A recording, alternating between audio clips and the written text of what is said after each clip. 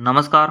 Home study life में आपका स्वागत है। आज के इस वीडियो में हम 8th ग्रेड अभ्यास पुस्तिका में कक्षा 8वीं में विषय हिंदी में पाठ 22 गीता का मर्म के प्रश्नों को समझेंगे। तो आइए वीडियो को शुरू करते हैं। इससे पहले अगर आप चैनल पर नए हो तो चैनल को सब्सक्राइब कर ले, जिससे कि आगे की वीडियो की सूचना आप तक पहुँच सके। तो हम देखेंगे बहुविकल्पी सही उत्तर छाँट कर लिखिए। आनंदपाल की क्या विशेषता थी? तो आनंदपाल विद्वानों का आदर करते थे। ऑप्शन बी इसका सही है। प्रश्न नंबर दूसरा देखेंगे हम। पाठ के अनुसार शिक्षा प्राप्त करने का उद्देश्य है मानव कल्याण। Option D. पार्थ नाम किसका है? पार्थ नाम कृष्ण का है। ऑप्शन ए इसका सही है। प्रश्न नंबर 4। आप व्यर्थ ही कष्ट कर रहे हैं वाक्य में सर्वनाम है व्यर्थ। ऑप्शन बी इसका सही है।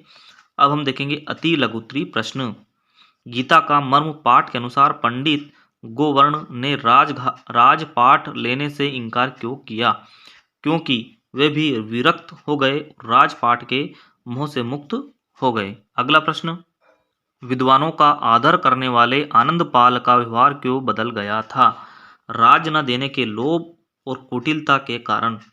अर्जुन का धनुर्विद्या सीखने का क्या उद्देश्य था? न्याय की रक्षा और दुष्टों का दमन करने के लिए। प्रश्न 8। अर्जुन का प्रसंग सुनने के बाद राजा आनंदपाल के विचारों में क्या परिवर्तन हुआ? अर्जुन का प्रसंग सुनने के बाद राजा आनंदपाल के मन में वैराग्य का भाव जागृत हो गया। लघुत्तरी प्रश्न देखेंगे हम। प्रश्न नंबर 9। राजा आनंदपाल ने पंडित गोवर्ण को हतोत्साहित करने के लिए क्या किया? राजा आनंदपाल ने पंडित गोवर्ण को हतोत्साहित करने के लिए उससे झूठ बोला। राजा की समझ में गीता का संपूर्ण सार आ गया था, लेकिन आधा राज्य न देने का लोभ व कुटिलता राजा के मन में समा गई थी।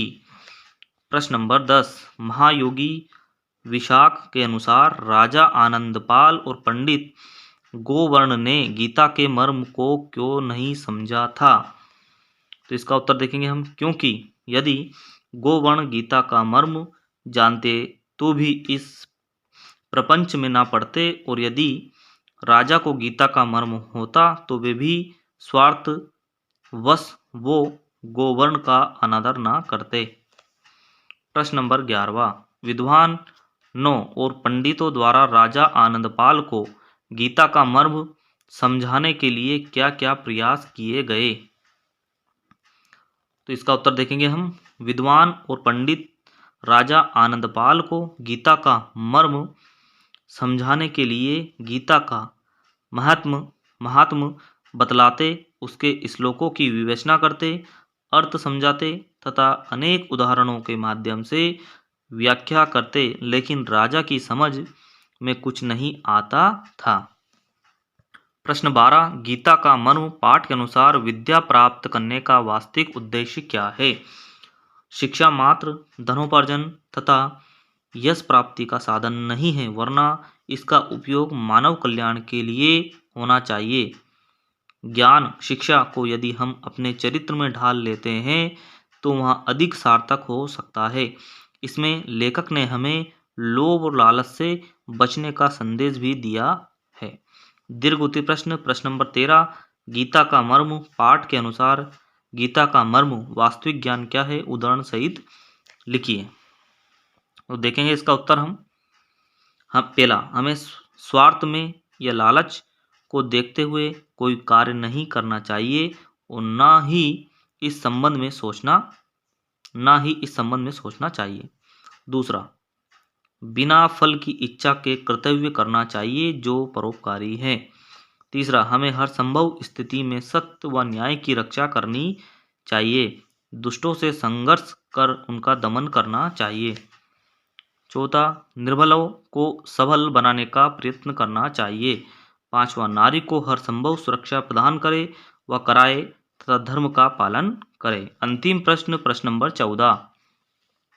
गीता का मर्म पाठ के आधार पर राजा आनंदपाल और पंडित गोवर्ण की मनोदशा का वर्णन अपने शब्दों में कीजिए। तो इसका उत्तर देखेंगे हम।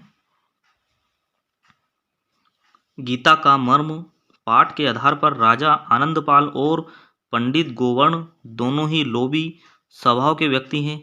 आधा राज्य पाने के लोभ में पंडित गोवर्ण राजा को सरलतम रूप में गीता समझाने का प्रयास करता है।